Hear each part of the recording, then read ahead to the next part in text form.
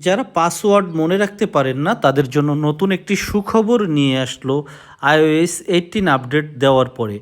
এখন সকল আইফোন ব্যবহারকারীরা তাদের পাসওয়ার্ড নির্বিঘ্নে নিরাপত্তায় সেভ করে রাখতে পারবেন। কিভাবে সেভ করবেন তার জন্য আমি সর্বপ্রথম চলে যাব আইফোনের পাসওয়ার্ড কি অপশনে।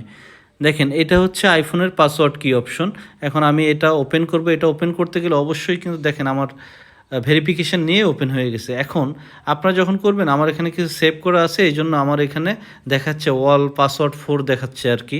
তো আমি এখানে কি করব, আমি এখানে এই যে প্লাস আইকনটা আছে, প্লাস আইকনে ক্লিক করব। এখন প্লাস আইকনে ক্লিক করে ধরেন আপনাদের ফেসবুকের নাম দিলেন, আপনার ফেসবুকের নাম XX।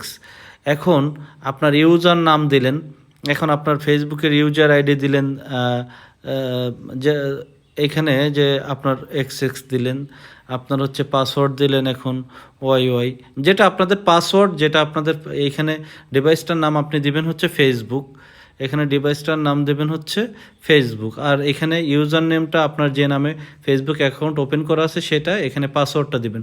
ঠিক একইভাবে আপনি আপনার ইউটিউব, ফেসবুক, আপনার টিকটক, আপনার রেডিট, আপনার হচ্ছে টুইটার, যতগুলো অ্যাকাউন্ট আছে সবগুলোর পাসওয়ার্ড এখানে লিখে রাখতে পারেন। এখানে একটা ছোট্ট শর্টস দিতে পারেন, শর্ট নোট এটা ইউজ করতে পারেন, যে আপনার যদি এখানে কোনো নতুন কিছু থাকে দিয়ে এখানে সেভ অপশনে ক্লিক করবেন, আপনার পাসওয়ার্ডটা এই দেখেন সেভ হয়ে গেছে আপনার পাসওয়ার্ডটা।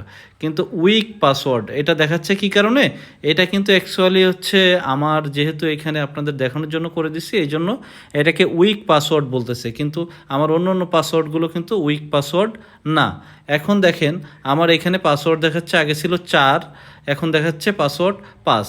এভাবে আপনারা আপনাদের ফোনের পাসওয়ার্ডগুলো সুন্দর করে সেভ করে রাখতে পারবেন, আপনার সোশ্যাল মিডিয়ার পাসওয়ার্ডগুলো।